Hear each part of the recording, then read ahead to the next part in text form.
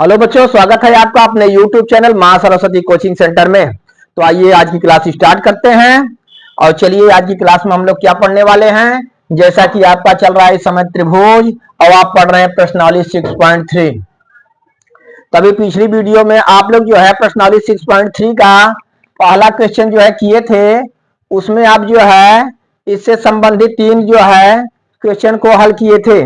तो आज देखते हैं इसका चौथा फिगर। तो पहला क्वेश्चन हमारा क्या था, बताइए कि आकृति 6.34 में दिए गए त्रिभुजों के युग्मों में से कौन कौन से युग्म समरूप हैं। ठीक, इसमें देखिए हमें त्रिभुजों का एक युग्म दिया है और इस तरह से इसके जो है कई फिगर हमें दिए हुए थे, और उसमें हमें बताना है कि कौन कौन सा युग्म जो है समरूप है। और समरूप है तो उसे जो है समरूपता को उसके प्रतीक में लिखना है, और किस जो है और किसके अंतर्गत, किस कसौटी के अंतर्गत यह समरूप है उसे भी लिखना है, उसकी कसौटियां भी लिखना है। तो देखिए हमें यहाँ पे त्रिभुजों का एक युग्म दिया हुआ है। पहला त्रिभुज है एम एन एल और दूसरा त्रिभुज है पी क्यू आर। ठीक, इसमें आप देख रहे हैं कोण यम 70 अंश है, यम एन 2.5 सेंटीमीटर और यम एल 5 सेंटीमीटर।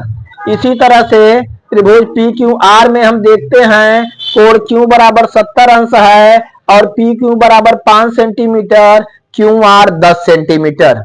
तो चलिए यहाँ पे देखिए, यहाँ पे कोण यम जो है 70 अंश हमारा दिया हुआ है, और इस कोण को अंतर्गत करने वाली भुजाएं यम एन और यम एल क्रमशः जो है 2.5 सेंटीमीटर और 5 सेंटीमीटर हैं। उसी तरह से अगर इधर देखेंगे त्रिभुज पी क्यू आर में, तो कोण क्यू हमारा 70 अंश है, और इस कोण को अंतर्गत करने वाली भुजाएं क्यू आर और पी क्यू देख रहे हैं यहाँ 5 सेंटीमीटर और 10 सेंटीमीटर हैं। तो हम क्या लेंगे, हम लेंगे त्रिभुज यम एन एल और त्रिभुज क्यू पी आर में। तो हम यहाँ पे देखिए स्टार्ट करते हैं। हम लिखेंगे त्रिभुज यम एन एल, त्रिभुज यम एन एल तथा त्रिभुज क्यू पी आर में, त्रिभुज क्यू पी आर में। ठीक ना। चलिए इन त्रिभुजों में हम देखते हैं हमें क्या क्या मिल रहा है। कोण यम बराबर कोण क्यू, ध्यान देंगे कोण यम बराबर हमें मालूम है कोण क्यू, क्योंकि दोनों कोण बराबर है कितने कितने अंश के, 70 अंश के। ठीक ना। और आप क्या देख रहे हैं, इसमें देखिए भुजा यम एन और इसकी भुजा पी क्यू, या आप लिख सकते हैं क्यू पी। हम देखेंगे यम एन बटे क्यू पी, यम एन बटे क्यू पी। यम एन कितना है 2.5 सेंटीमीटर और क्यू पी कितना है, क्यू पी 5 सेंटीमीटर। ठीक, जरा ध्यान देंगे यहाँ पे ऊपर एक अंक पे दशमलव है, तो दशमलव हटाने के लिए हम 10 से गुणा कर सकते हैं। तो अगर हम 10 से गुणा करेंगे ऊपर 2.5 गुणे 10 बटे नीचे यहाँ 5 है, तो हाँ हर में भी हमें गुणा करना होगा। यदि आप अंश में गुणा कर रहे हैं तो हर में भी आपको गुणा करना होगा। इस तरह से ही हमें प्राप्त हो गया 2.5 में 10 का गुणा करेंगे 25 बटे 5 दहा 50। अब इसे आप डिवाइड कर सकते हैं, 25 का 25, 25 दूना 50। इस तरह से हमारा यम एन बटे क्यू पी बराबर आया कितना, 1/2। फिर आगे देखते हैं उसी तरह से यहाँ पे यम एल हमें मालूम है और इसकी भुजा कौन सी है, क्यू आर। तो हम निकालेंगे यम एल बटे क्यू आर। तो यम एल का मान हम देखते हैं, यम एल का मान है 5 हमारा, 5 बटे क्यू आर का मान कितना है, 10 मालूम है।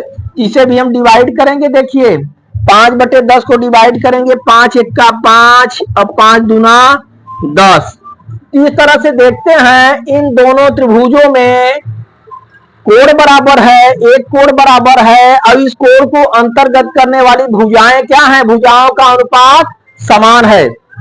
तो आप एक कसौटी पढ़े थे कि यदि जो है दो त्रिभुजों में उसका एक कोण कोण समान हो और उसके अंतर्गत उसे कोण को अंतर्गत करने वाली भुजाएं समानुपाती हो तो दोनों त्रिभुज आपस में क्या होते हैं, समरूप होते हैं।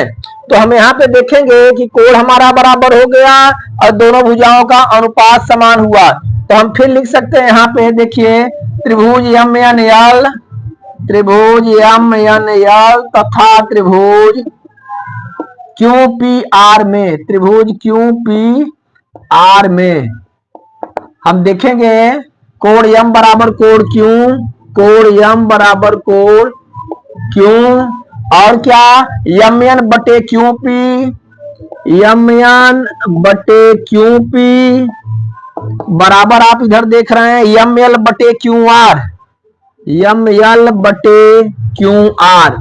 अब फिगर में आप चेक करेंगे, देखिए इसमें कोण एम इसका और इसका कोण क्यू दोनों आपस में क्या है, बराबर है, 70 डिग्री के दोनों हैं, ठीक। और हमें क्या मालूम है एम एन बटे क्यू पी, एम एन बटे क्यू पी का मान आप निकाल चुके हैं कितना, 1/2 और एम एल बटे क्यू आर, एम एल 5 और क्यू आर 10 ये भी निकाल चुके हैं, इसका भी मान 1/2। तो दोनों का अनुपात क्या है, समान है।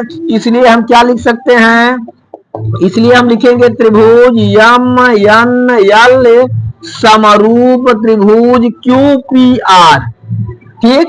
त्रिभुज एम एन एल समरूप त्रिभुज पी क्यू आर किस कसौटी के अंतर्गत है भाई, यस ए एस, किस कसौटी के अंतर्गत, यहाँ पे हम लिख सकते हैं यस ए एस समरूपता, समरूपता कसौटी, किस कसौटी के अंतर्गत, यस ए एस समरूपता कसौटी के अंतर्गत दोनों त्रिभुज क्या हैं, समरूप हैं। इस तरह से हमसे पूछा गया था कि जो भी हमें यहाँ त्रिभुजों का युग्म दिया गया है समरूप है या नहीं है। तो हम यहाँ पे देख रहे हैं कि जो है कि हम देखें कि दोनों त्रिभुज समरूप हैं। तो यहाँ पे दोनों का कोण जो है एक कोण बराबर है और उस कोण को अंतर्गत करने वाली भुजाएं क्या हैं, समान अनुपात में है, इसलिए यह त्रिभुज समरूप है। तो इसे सांकेतिक में लिखना था संकेत के रूप में, तो त्रिभुज एम एन एल समरूप त्रिभुज पी क्यू आर और किस कसौटी के अंतर्गत, कसौटी यस ए एस, जिसे हम कहेंगे साइड एंगल साइड या भुजा कोण भुजा। चलिए इसे आप लोग नोट करिए, फिर इसका जो है अगला क्वेश्चन हम देखते हैं इसका। तो आइए बच्चों देखते हैं अगला फिगर, फिगर नंबर 5 हम देखते हैं। हमें दो त्रिभुज दिए हुए हैं, त्रिभुज ए बी सी और त्रिभुज डी ई एफ। अब जरा ध्यान देंगे कि ये दोनों त्रिभुज समरूप हैं या नहीं हैं। तो अगर आप इस तरह से देख लेंगे कि इसमें एक कोण 80 अंश का है, इसमें भी एक कोण 80 अंश का है, इसकी भुजा एक 2.5 सेंटीमीटर तो इसकी एक भुजा 5 सेंटीमीटर, तो अर्थात 2.5 ढाई दूना 5 1/2 का अनुपात। इधर एक भुजा 3 सेंटीमीटर, एक भुजा इसकी 6 सेंटीमीटर, 3 दूना 6, यहाँ भी 1/2 का अनुपात। अगर आप इस तरह से देख रहे हैं तो इस तरह से देख करके तो आप ही कह देंगे कि यह त्रिभुज समरूप है। त्रिभुज ए बी सी और त्रिभुज डी ई एफ क्या है, समरूप हैं। लेकिन जैसा कि आप जानते हैं यस ए एस समरूपता कसौटी के अंतर्गत यदि एक त्रिभुज का एक कोण दूसरे त्रिभुज के एक कोण के बराबर हो और इन कोणों को अंतर्गत करने वाली भुजाएं समानुपात हो, भुजाएं समानुपात में हो, तभी दोनों त्रिभुज क्या हो सकते हैं, समरूप हो सकते हैं। तो हम यहाँ पे देख रहे हैं कि इसका कोण ए है, तो कोण ए है तो इसको अंतर्गत करने वाली भुजाएं ए बी और ए सी होनी चाहिए। जैसा कि इसमें आप देख रहे हैं इसका कोण एफ 80 अंश दिया हुआ है, तो इसके अंतर्गत इसे अंतर्गत करने वाली भुजाएं हम देख रहे हैं ई एफ है और बी एफ है, ठीक ना। यहाँ पे तो आप देख रहे हैं, लेकिन इसमें आप देख रहे हैं कि कोण ए को अंतर्गत करने वाली भुजाएं ए बी और ए सी होनी चाहिए, जबकि ए बी और यहाँ पे बी सी दिया हुआ है।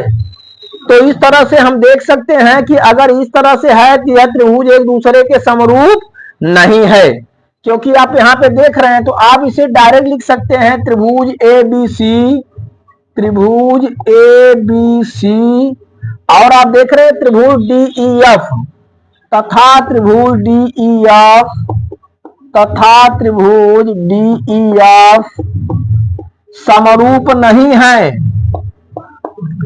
समरूप नहीं है, क्योंकि यहाँ पे जो हमसे पूछा जा रहा था कि दोनों समरूप हैं कि नहीं है। तो अगर यस ए यस के अंतर्गत आप देखेंगे, यहाँ पे यही आपको दिखाई दे रहा है कि एक कोण और उनकी दो भुजाएं मालूम है। तो यहाँ पे एक कोण उनकी दो भुजाएं थी, इनको अंतर्गत करने वाली भुजाएं मालूम तो है, लेकिन यहाँ पे कोण ए को अंतर्गत करने वाली भुजाएं ए बी और ए सी होनी चाहिए, जबकि ए बी और बी सी का मान हमें दिया हुआ है। इसलिए हम ये कहेंगे कि ये दोनों त्रिभुज आपस में समरूप नहीं है। ठीक ना, इसे आप डायरेक्ट नोट करिए। इस तरह से आप जो है कह सकते हैं कि दोनों त्रिभुज जो है समरूप आपस में नहीं है। चलिए इसे नोट कर लीजिए। आइए बच्चों देखते हैं छठा फिगर। छठा फिगर में हम देखते हैं हमें दो त्रिभुज दिए हुए हैं, त्रिभुज डी ई एफ और त्रिभुज पी क्यू आर। तो जरा ध्यान दीजिए, हमें इसमें जो है दो कोण ज्ञात है, कोण डी बराबर 70 अंश और कोण ई बराबर 80 अंश। और इसमें भी हमें दो कोण ज्ञात हैं, लेकिन कोण क्यू बराबर 80 अंश है, कोण आर बराबर 30 अंश। देखिए यहाँ पे कोण जो है ई बराबर 80 अंश है, तो कोण क्यू बराबर 80 अंश हमें मिल रहा है। और यहाँ पे डी 70 है, यहाँ पे आर क्या है 30 है। अगर दोनों में जो है उसमें भी एक 70 होता या इसमें एक कोण 30 होता, तो हम जो है डायरेक्ट ए समरूपता कसौटी का प्रयोग करके दोनों त्रिभुज को कह सकते थे कि दोनों त्रिभुज क्या है, समरूप हैं। लेकिन इसमें हमें केवल एक ही कोण मिल रहे हैं बस, इसके अलावा हमें कोण दूसरा नहीं मिल रहा है। या तो दो कोण बराबर हो और या तीनों कोण बराबर हो, तब हम यह कह सकते हैं कि समरूप हैं। तो तीनों कोण के लिए हम जैसा कि जानते हैं किसी त्रिभुज के तीनों अंत कोणों का योग 180 अंश होता है। तो यदि हमें इसमें दो कोण ज्ञात है तो तीसरा कोण हम आसानी से निकाल सकते हैं। और इसमें भी वही काम करेंगे, इसमें भी हमें दो कोण ज्ञात है तो इसका भी हम तीसरा कोण निकालेंगे। जब तीनों कोण हमें मालूम हो जाएगा तब हम इसकी तुलना करेंगे, क्या तीनों कोण इसके संगत कोण के बराबर हो रहे हैं। यदि ऐसा है तो दोनों त्रिभुज क्या होंगे, समरूप होंगे, और नहीं है तो समरूप नहीं होंगे, क्योंकि इसमें कोई भुजाएं नहीं दी गई हैं, केवल हमें जो है दोनों में दो दो कोण दिए हुए हैं। तो जैसा कि हम देखते हैं, पहले त्रिभुज डी ई एफ में हम लेंगे। चलिए तो हम देखते हैं त्रिभुज डी ई एफ में,